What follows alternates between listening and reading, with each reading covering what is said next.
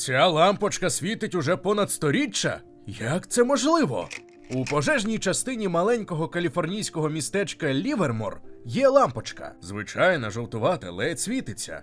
Та маємо тут один нюанс. Вона працює від 1901 року. Не 1991-го, не 1971-го, а 1901-го, коли королева Вікторія доживала останні дні, коли перший політ братів Райтів іще не відбувся, коли Альберт Ейнштейн тільки но закінчив університет. І ця лампочка досі світить. Що клятого дня?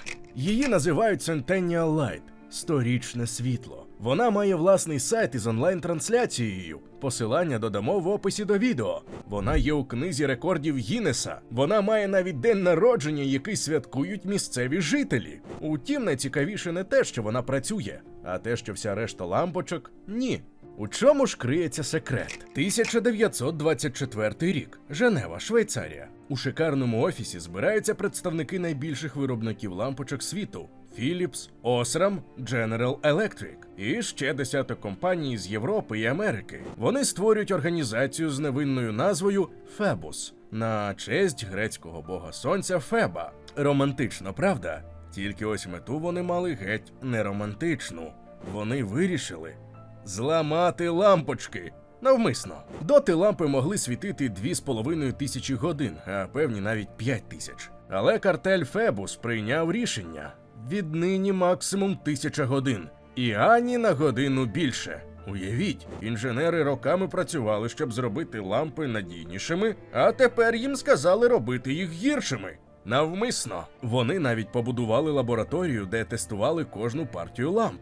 Якщо лампочка від Philips світила понад 1000 годин, то її виробництво коригували. Це як штрафувати ресторан за те, що їжа занадто смачна. Але чому? Відповідь проста і цинічна. Бізнес. Якщо лампочка світить 10 років, то ти продаси одну лампочку на 10-річчя. Якщо вона перегорає за рік, то ти продаси 10. Математика простіша, ніж таблиця множення. І картель Фебус офіційно оформив це як оптимізацію і стандартизацію. Вишукані слова для простої правди. Вони домовилися обдурювати покупців. Картель проіснував до 1939 року, коли Друга світова війна зруйнувала міжнародні домовленості. Проте ідея вже поширилася, мов вірус. Після успіху з лампочками виробники зрозуміли – це працює скрізь. 1920-ті роки. General Motors наймає дизайнера Гарлі Ерла. Його завдання – не покращити автомобілі, а зробити старі моделі застарілими на вигляд. Щороку новий дизайн, нові бампери, нові фари. Твоя 3-річна автівка й досі їздить? Неважливо, вона здається старою. Це називали динамічним старінням. Але насправді це психологічна маніпуляція. 1950-ті. Холодильники, пральні машини, телевізори. Їх почали робити зі пластику замість металу. Деталі одноразові. Ремонт неможливий або дорожчий за нову покупку. Дизайнери відверто обговорювали на конференціях, як зробити, щоб господиня захотіла новий холодильник за 5 років, попри те, що старий працює. З'явилася навіть філософія. Оновлення – це щастя, споживання – це патріотизм, старі речі – це депресія. 1960-ті. Нейлонові панчохи. Спочатку Дюпон зробила їх такими міцними, що жінки дивувалися. Панчохи не рвуться, не треба купляти нових. Отож компанія поліпшила продукт, потончила волокна. Тепер вони рвалися регулярно. Продажі злетіли. До речі, ми маємо відео про людину, яка допомогла панчохам і не тільки стати набагато міцнішими. Обов'язково перегляньте, це цікаво. 2000-ні. Принтери з чіпами, які блокують роботу після певної кількості роздруківок. Навіть якщо картридж повний, навіть якщо все працює, просто чіп каже «ні». І ти йдеш купувати новий принтер. 2010-ті. Apple та інші виробники смартфонів почали випускати оновлення, які випадково уповільнювали старі моделі. Apple навіть присудили штраф у Франції за це – $27 мільйонів. Але скільки вони заробили на нових айфонах? Мільярди. Сьогодні одяг із H&M або Zara розпадається після кількох десятків прань. Але це називається fast fashion – швидка мода. Звучить круто, еге ж? Насправді це означає носи 2 місяці і викидай. А тепер про найстрашніше. Щороку ми викидаємо понад 50 мільйонів тонн електронного сміття. Це вага 4,5 тисяч ейфелевих веж. Щороку! І тільки 17% цього сміття підлягає переробці. Решта її вивантажують на звалища в Гані, Індії і Пакистані. Там діти без захисних масок розбирають айфони голіруч, отруюючись свинцем і ртуттю, щоб витягти мідь, яка коштує $1. Місто Акра в Гані має звалище Аекбокблоші. Його називають цифровим пеклом. Там горять гори старих комп'ютерів, телевізорів, холодильників. Чорний дим, отруєна земля, діти з раком і все це тому, що хтось 1924 року вирішив, що лампочка не має світити довго. Повернімося до нашої героїні з Лівермора. Чому вона досі світить? По-перше, вуглецева нитка замість вольфрамової. Вуглець нагрівається плавно, без різких стрибків температури. Вольфрам у сучасних лампах тонший, яскравіший, але крихкіший. Один стрибок напруги і тріщина. Вуглецева нитка товстіша і терплячіша до навантажень. По-друге, ручна робота. Лампочку зробила компанія Shelby Electric Company наприкінці 1890-х років. Тоді не було конвеєрів. Кожну лампу збирав майстер із душею, якщо хочете. По-третє, її майже ніколи не вимикали. Найбільше лампи страждають через увімкнення-вимкнення. Різкий стрибок струму – це стрес для ниточки розжарювання. Ця ж лампа просто світиться. Спокійно. 123 роки. Її світло тьмяне. Лишень 4 вати. Для порівняння, звичайна лампа сьогодні – це від 60 до 100 Вт. Але Centennial Light не про яскравість, вона про принцип. Пожежники Лівермора навіть жартують. Якщо вона погасне, то це стане національною трагедією.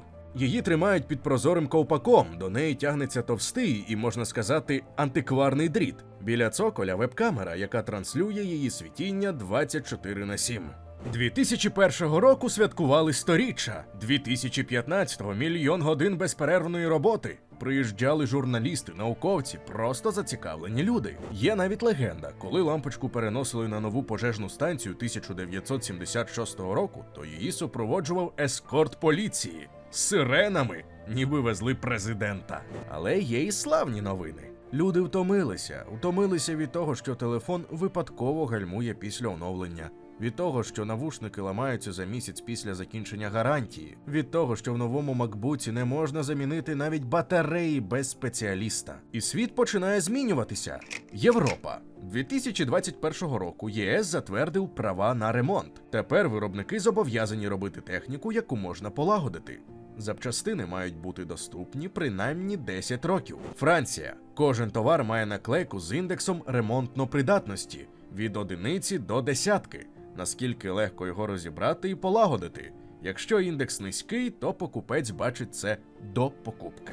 Apple. Нарешті, під тиском громадськості запустили програму Self-Service Repair. Тепер можна купити оригінальні деталі і полагодити свій iPhone самотужки. Хай і дорого, хай і складно, проте можна. Fairphone. Голландська компанія робить вічні телефони. Всі деталі змінні. Батарея, екран, камера, навіть порти. Телефон живе від 7 до 10 років. І це не баг, це фіча. Framework.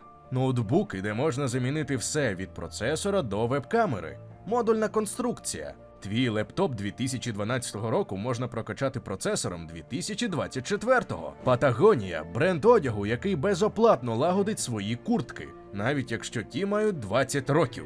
Навіть якщо ти їх купив на базарі. Один із їхніх меседжів у комунікації – це «не купуй цієї куртки, якщо вона тобі не потрібна». Рух Right to Repair набирає обертів.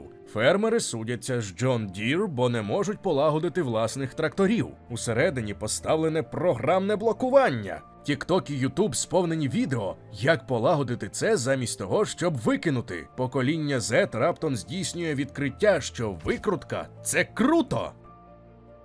А ось що ще цікаво. Лампочка з Лівермора – це не єдина стара лампа, яка досі працює. У Форт Верті, Техас, є лампа, яка світиться від 1908 року. У театрі в Англії від 1930-х. У колишній східній Німеччині знаходили лампи виробництва 1920-х, які працювали у підвалах заводів. Але про них не знає ніхто. Чому? Бо вони не мають веб-камери. не мають піару, не мають історії. А Centennial Light має, і це важливо, вона стала символом, не просто лампочкою, а маніфестом проти культури споживання. Ну і є ще одна причина. Коли спеціалісти досліджували лампу, то знайшли щось дивне. Вуглецева нитка всередині майже у 8 товща, ніж нитки в пізніших моделях. Тобто вже на початку 1900-х виробники почали робити нитки тоншими для ефективності. Centennial Light і досі світить тихо, тьмяно, упевнено, наче пенсіонерка, яка пережила всіх родичів і тепер сидить на ганку, дивлячись на те, як скаженіє світ.